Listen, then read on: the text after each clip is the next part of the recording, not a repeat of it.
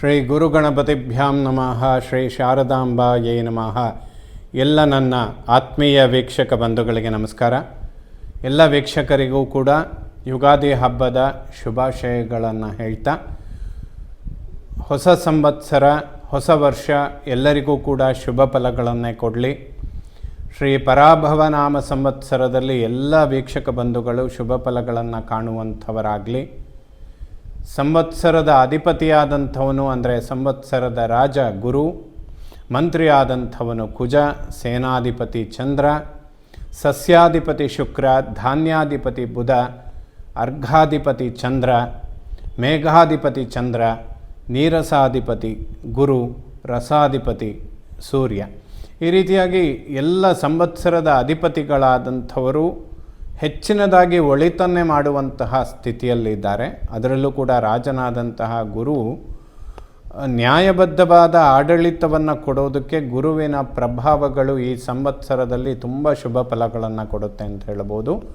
ಕುಜ ಮಂತ್ರಿಯಾಗಿರುವ ಕಾರಣ ಸ್ವಲ್ಪ ಅಗ್ನಿಭಯ, ಚಂಡಮಾರುತ ಅಥವಾ ವಾಯುವಿನ ಅಂದರೆ ಗಾಳಿಯ ಹೊಡೆತಗಳು ಸ್ವಲ್ಪ ಜಾಸ್ತಿ ಇರುತ್ತೆ. ಮೇಘಾಧಿಪತಿ ಚಂದ್ರನಾಗಿರೋದ್ರಿಂದ ಮಳೆಯ ವಿಚಾರದಲ್ಲೂ ಕೂಡ ಶುಭ ಫಲಗಳನ್ನು ನಿರೀಕ್ಷೆ ಮಾಡ್ಬೋದು. ಸಸ್ಯಾಧಿಪತಿ ಶುಕ್ರ ಅಭಿವೃದ್ಧಿಗಳನ್ನು ಕೊಡುವ ಸ್ಥಿತಿಯಲ್ಲಿರ್ತಾನೆ. ಧಾನ್ಯಗಳು ಅಭಿವೃದ್ಧಿಯನ್ನು ಹೊಂದುತ್ತೆ. ಪಶುಗಳ ನಾಯಕನಾದಂತಹ ಕೃಷ್ಣ ಪರಮಾತ್ಮ ಪಶುಗಳ ಅಭಿವೃದ್ಧಿ, ಹಸು ಸಮೃದ್ಧಿಯ ಹಾಲನ್ನು ಕೊಡುವಂಥದ್ದು. ಈ ಸಂವತ್ಸರದಲ್ಲಿ ಪಂಚಾಂಗದಲ್ಲಿ ಬಹಳಷ್ಟು ಶುಭ ಫಲಗಳನ್ನು ಹೇಳಿದ್ದಾರೆ. ಅದರಲ್ಲೂ ಈ ಸಂವತ್ಸರದಲ್ಲಿ ಬದಲಾಗುವ ಗ್ರಹಗಳನ್ನು ನೋಡೋದಾದರೆ ವಿಶೇಷವಾಗಿ ಶನಿಯೊಬ್ಬನ್ನು ಹೊರತುಪಡಿಸಿದರೆ ಉಳಿದ ಎಲ್ಲ ಗ್ರಹಗಳು ಕೂಡ ಸ್ಥಾನವನ್ನು ಪಲ್ಲಟ ಮಾಡ್ತಾರೆ. ಅದರಲ್ಲೂ ಗುರು 2 ಬಾರಿ ತನ್ನ ಸ್ಥಾನವನ್ನು ಪಲ್ಲಟ ಮಾಡ್ತಾನೆ. ಜೂನ್ 1ನೇ ತಾರೀಕು ಮಿಥುನ ರಾಶಿಯಿಂದ ಕರ್ಕಾಟಕ ರಾಶಿಗೆ ಬಂದರೆ, ಮತ್ತೊಮ್ಮೆ ಅಕ್ಟೋಬರ್ 31ನೇ ತಾರೀಕು ಕರ್ಕಾಟಕ ರಾಶಿಯಿಂದ ಸಿಂಹ ರಾಶಿಗೆ ಗುರುವಿನ ಪ್ರವೇಶ ಉಂಟಾಗುತ್ತೆ. ತದನಂತರದಲ್ಲಿ ವರ್ಷದ ಅಂತ್ಯಭಾಗ ಡಿಸೆಂಬರ್ 5ನೇ ತಾರೀಕು ರಾಹು ಕುಂಭರಾಶಿಯಿಂದ ಮಕರ ರಾಶಿಗೆ ಬರ್ತಾನೆ. ಕೇತು ಸಿಂಹ ರಾಶಿಯಿಂದ ಕರ್ಕಾಟಕ ರಾಶಿಗೆ ಪ್ರವೇಶ ಮಾಡ್ತಾನೆ. ಈ ಎಲ್ಲ ವರ್ಷಕ್ಕೊಮ್ಮೆ ಬದಲಾಗುವಂತಹ ಗ್ರಹಗಳಿಂದ ಯುಗಾದಿ ಹಬ್ಬ, ಹೊಸ ಸಂವತ್ಸರ, ಹೊಸ ವರ್ಷ ಧನುರಾಶಿಯವರಿಗೆ ಯಾವ ರೀತಿಯ ಫಲಗಳನ್ನು ಕೊಡುತ್ತೆ ಅನ್ನುವಂಥದ್ದನ್ನು ನೋಡೋಣ. ಪಂಚಾಂಗದಲ್ಲಿ ಧನುರಾಶಿಯವರಿಗೆ ಆದಾಯ 14 ಆದರೆ ವ್ಯಯ 11 ಅಂತ ಹೇಳಿದ್ದಾರೆ. ಅದೇ ರೀತಿಯಲ್ಲಿ ಸುಖ 6, ದುಃಖ 3 ಅಂತ ಹೇಳಿದ್ದಾರೆ. ಆರೋಗ್ಯದ ವಿಚಾರದಲ್ಲಿ ಅಭಿವೃದ್ಧಿಗಳು 5, ಅನಾರೋಗ್ಯ 2. ಎಲ್ಲ ರೀತಿಯಲ್ಲಿ ಪಂಚಾಂಗದಲ್ಲಿ ಧನುರಾಶಿಯವರಿಗೆ ಅಭಿವೃದ್ಧಿಗಳನ್ನು ಹೇಳಿದ್ದಾರೆ. ಯಾವುದೇ ಹೆಚ್ಚಿನ ಸಮಸ್ಯೆಗಳಿಗೆ ಅವಕಾಶ ಇರೋದಿಲ್ಲ. ಜೂನ್ 1ನೇ ತಾರೀಕಿನ ತನಕ ಧನುರಾಶಿಯವರಿಗೆ ಗುರುಬಲ ಅನ್ನುವಂಥದ್ದಿರುತ್ತೆ. ಆರೋಗ್ಯದ ವಿಚಾರದಲ್ಲಿ ನೇರವಾಗಿ ಅನುಕೂಲಗಳು ಉಂಟಾಗುತ್ತೆ. ಜೂನ್ 1ರಿಂದ ಅಕ್ಟೋಬರ್ 31ರ ತನಕ ಗುರುಬಲ ಅನ್ನೋದು ತುಂಬ ಕಡಿಮೆ ಇರುತ್ತೆ ಧನುರಾಶಿಯವರಿಗೆ. ಆದರೆ ಸ್ವತಃ ರಾಶಿಯ ಅಧಿಪತಿಯಾದಂತಹ ಗುರುವೇ ಉಚ್ಚ ಕ್ಷೇತ್ರದಲ್ಲಿರೋದರಿಂದ ಅವನ ಉಚ್ಚ ಸ್ಥಾನದ ಫಲಗಳು ಖಂಡಿತವಾಗಲೂ ಧನುರಾಶಿಯವರಿಗೆ ಸಿಗುವಂಥದ್ದಾಗಿರುತ್ತೆ. ಅಕ್ಟೋಬರ್ 31ರ ನಂತರದಲ್ಲಿ ಗುರು ಸಿಂಹರಾಶಿಯನ್ನು ಪ್ರವೇಶ ಮಾಡಿದಾಗ ತ್ರಿಕೋಣದಲ್ಲಿ ಗುರು ಬರ್ತಾನೆ. ಅಂದರೆ ಜನ್ಮರಾಶಿಯಿಂದ 5, 9ನೇ ಮನೆಯಲ್ಲಿ ಯಾವುದಾದ್ರೂ ಒಂದು ಮನೆಯಲ್ಲಿ ಗುರು ಇರಬೇಕು ಅಂತ ಶಾಸ್ತ್ರ ಹೇಳುತ್ತೆ. ಆ ರೀತಿಯಲ್ಲಿ 9ನೇ ಮನೆ ಭಾಗ್ಯಸ್ಥಾನಕ್ಕೆ ಗುರು ಬರುವಂಥದ್ದು ವರ್ಷದ ಅಂತ್ಯಭಾಗದ ತನಕ 2027 ಜನವರಿ ತನಕನೂ ಕೂಡ ಗುರು ಭಾಗ್ಯದಲ್ಲೇ ಇರ್ತಾನೆ. ಇದು ಧನುರಾಶಿಯವರಿಗೆ ತುಂಬ ಉತ್ತಮ ಫಲಗಳನ್ನು ಕೊಡುತ್ತೆ. ಆರೋಗ್ಯದಲ್ಲಿ ಅಭಿವೃದ್ಧಿ, ಮಾನಸಿಕ ನೆಮ್ಮದಿ ಇದೆಲ್ಲ ಕಾಣೋದಕ್ಕೆ ಸಾಧ್ಯ. ಇನ್ನು ಡಿಸೆಂಬರ್ 5ರ ನಂತರ ಕುಟುಂಬ ವಾಕ್ಸ್ಥಾನಕ್ಕೆ ರಾಹು ಬರ್ತಾನೆ. ಆ ಸಮಯದಲ್ಲಿ ಏನಾದರೂ ಕುಟುಂಬದಲ್ಲಿ ನಿಷ್ಠುರಗಳಾಗುವಂಥದ್ದು, ನಿಮ್ಮ ವಾಕ್ಯಗಳು ನಿಮಗೆ ವೈಮನಸ್ಯಗಳನ್ನು ಸೃಷ್ಟಿ ಮಾಡುತ್ತೆ, ಕುಟುಂಬದಲ್ಲಾಗಲಿ ಉದ್ಯೋಗ ಕ್ಷೇತ್ರದಲ್ಲಾಗಲಿ. ಹಾಗಾಗಿ ಡಿಸೆಂಬರ್ 5ರ ನಂತರದಲ್ಲಿ ದುರ್ಗಾರಾಧನೆ, ದುರ್ಗಾ ಸಪ್ತಶತಿ ಪಾರಾಯಣ, ದುರ್ಗಾ ಪರಮೇಶ್ವರಿಯ ಕ್ಷೇತ್ರ ದರ್ಶನ ಇದೆಲ್ಲ ಧನುರಾಶಿಯವರಿಗೆ ಡಿಸೆಂಬರ್ 5ರ ನಂತರದಲ್ಲಿ ಸ್ವಲ್ಪ ಅವಶ್ಯಕವಾಗುತ್ತೆ. ವರ್ಷಕ್ಕೊಮ್ಮೆ ಆದರೂ ಯಾವುದಾದ್ರೂ ಪುಣ್ಯಕ್ಷೇತ್ರದ ದರ್ಶನ ಮಾಡುವಂಥದ್ದು ತುಂಬ ಉತ್ತಮ. ದುರ್ಗಾರಾಧನೆ ಅನ್ನುವಂಥದ್ದು ಸಮಸ್ಯೆಗಳಿಗೆ ಒಂದು ಉತ್ತಮವಾದ ಪರಿಹಾರವನ್ನು ಕೊಡುತ್ತೆ. ಗುರುಬಲ ಇದ್ದಾಗ ಈ ಸಮಸ್ಯೆಗಳು ಅಷ್ಟೇನೂ ಪ್ರಾಬಲ್ಯತೆಯನ್ನು ಪಡೆದುಕೊಳ್ಳೋದಿಲ್ಲ. ಆದರೆ ಅನಿರೀಕ್ಷಿತವಾಗಿ ಯಾವುದಾದ್ರೂ ಇನ್ವೆಸ್ಟ್ಮೆಂಟ್ಗಳು ಮಾಡಿದರೆ ಲಾಸ್ ಆಗೋದಕ್ಕೆ ಕಾರಣ ಇರುತ್ತೆ ಡಿಸೆಂಬರ್ 5ರ ನಂತರ. ಅಲ್ಲಿಯ ತನಕ ಎವ್ರಿಥಿಂಗ್ ತುಂಬ ಚೆನ್ನಾಗಿದೆ. ಧನುರಾಶಿಯವರಿಗೆ ಯಾವುದೇ ಪ್ರಾಬ್ಲಮ್ಗಳಿಲ್ಲ, ತುಂಬ ಅಭಿವೃದ್ಧಿಯನ್ನು ಕಾಣ್ತೀರ. ಇನ್ನು ಒಡ ಹುಟ್ಟುಗಳ ನಡುವೆ ಸಾಮರಸ್ಯ ಮತ್ತು ಅಭಿವೃದ್ಧಿಗಳು ಖಂಡಿತವಾಗ್ಲೂ ಅನುಕೂಲ ಆಗುತ್ತೆ, ಯಾವುದೇ ಸಮಸ್ಯೆಗಳು ಬರೋದಿಲ್ಲ. ಬ್ಯಾಂಕ್ ಲೋನ್ಗಳನ್ನು ಎಕ್ಸ್ಪೆಕ್ಟ್ ಮಾಡಿದರೆ ಖಂಡಿತ ಅಕ್ಟೋಬರ್ 31ರ ನಂತರದಲ್ಲಿ ಡಿಸೆಂಬರ್ 5ರ ತನಕ ಧನುರಾಶಿಯವರಿಗೆ ನೀವು ನಿರೀಕ್ಷೆ ಮಾಡಿದ 10 ಟೈಮ್ಸ್ ಮೋರ್ ಜಾಸ್ತಿ ಹಣದ ಒಳಹರಿವನ್ನು ನೋಡ್ತೀರ ಧನುರಾಶಿಯವರು ಅಕ್ಟೋಬರ್ 31ರಿಂದ ಡಿಸೆಂಬರ್ 5ರ ತನಕ.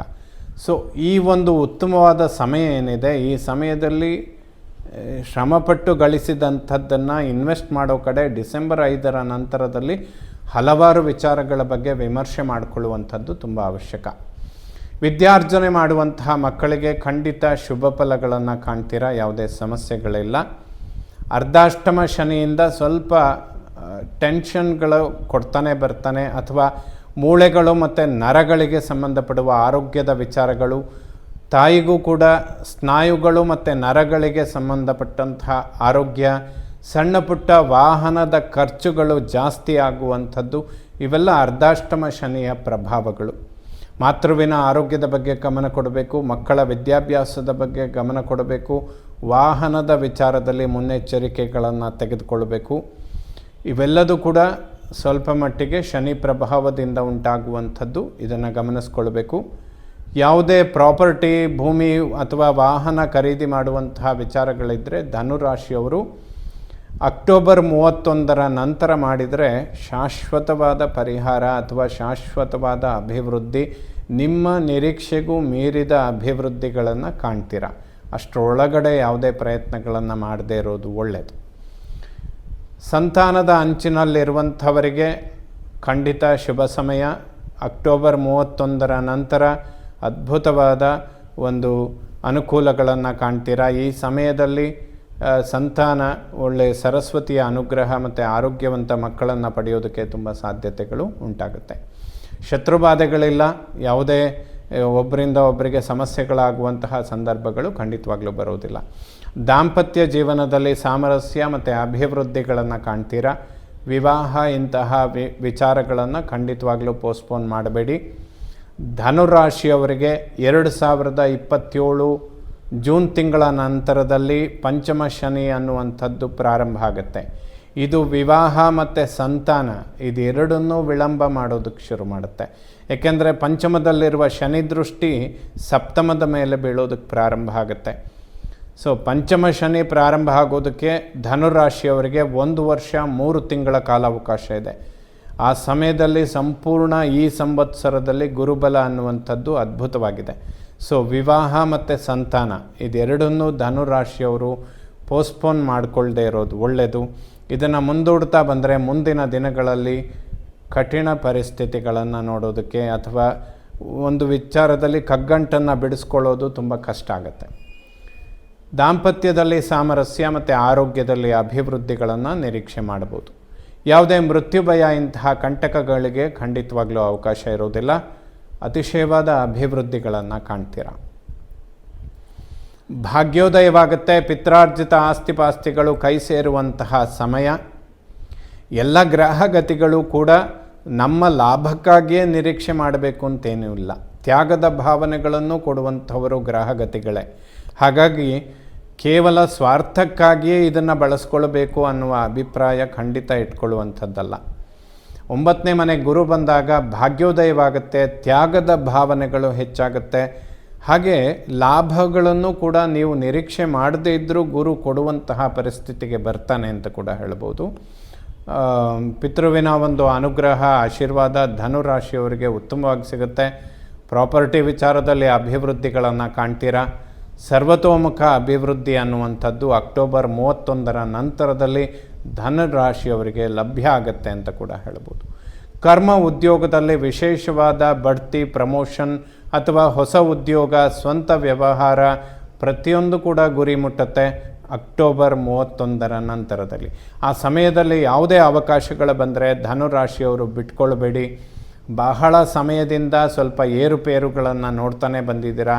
ಎಷ್ಟೇ ಪರಿಶ್ರಮ ಪಟ್ಟರೂ ಕೂಡ ಲಾಭ ಕಡಿಮೆ ಇದೆ, ಅಥವಾ ಪ್ರತಿಷ್ಠೆ ಗೌರವಕ್ಕೆ ಯಾವುದೇ ಒಂದು ಅಭಿವೃದ್ಧಿ ಅನ್ನೋದು ಸ್ವಲ್ಪ ಹಿನ್ನಡೆ ಆಗ್ತಾ ಬಂದಿರುತ್ತೆ.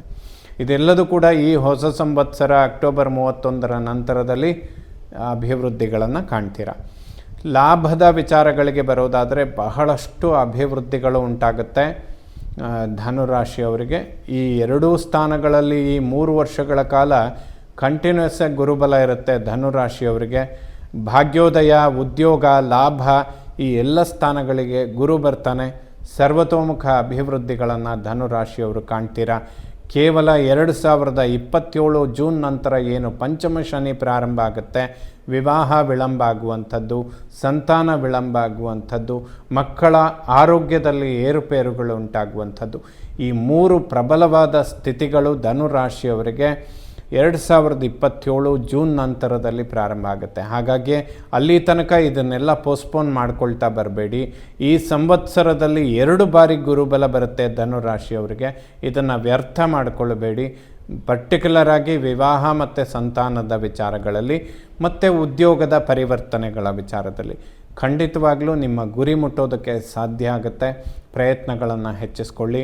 ಈ ಪರಾಭವ ನಾಮ ಸಂವತ್ಸರ ಧನುರಾಶಿಯವರಿಗೆ ಬಹಳಷ್ಟು ಅಭಿವೃದ್ಧಿಗಳನ್ನು ಕೊಡುತ್ತೆ. ಮುಂದಿನ 4-5 ವರ್ಷಗಳಿಗೆ ಒಂದು ದೊಡ್ಡ ಪ್ರಮಾಣದ ಫೌಂಡೇಶನ್ ಈ ಸಮಯದಲ್ಲಿ ಖಂಡಿತ ಹಾಕ್ಕೊಳ್ಬೇಕು. ಯಾವಾಗ ಗುರು 9ನೇ ಮನೆಯಲ್ಲಿ ಸಿಗ್ತಾನೆ, ಆ 1 ವರ್ಷ ನೀವು ಏನೆಲ್ಲ ಪ್ರಯತ್ನ ಮಾಡ್ತೀರಾ ಅದು ನಿಮ್ಮ ಮುಂದಿನ ಭವಿಷ್ಯವನ್ನು ನಿರ್ಧಾರ ಮಾಡುವಂಥದ್ದಾಗಿರುತ್ತೆ. ಸೊ ಎಲ್ಲ ಶುಭ ಫಲಗಳನ್ನು ಧನುರಾಶಿಯವರು ಕಾಣುವಂಥವರಾಗಲಿ. ಈ ಹೊಸ ಸಂವತ್ಸರ ಯುಗಾದಿ ಹೊಸ ವರ್ಷದಲ್ಲಿ ಶ್ರೀ ಶಾರದಾ ಪರಮೇಶ್ವರಿಯ ಅನುಗ್ರಹ ಎಲ್ಲ ನನ್ನ ವೀಕ್ಷಕ ಬಂಧುಗಳ ಮೇಲಿರಲಿ. ಶುಭವಾಗಲಿ ವೀಕ್ಷಕರೇ.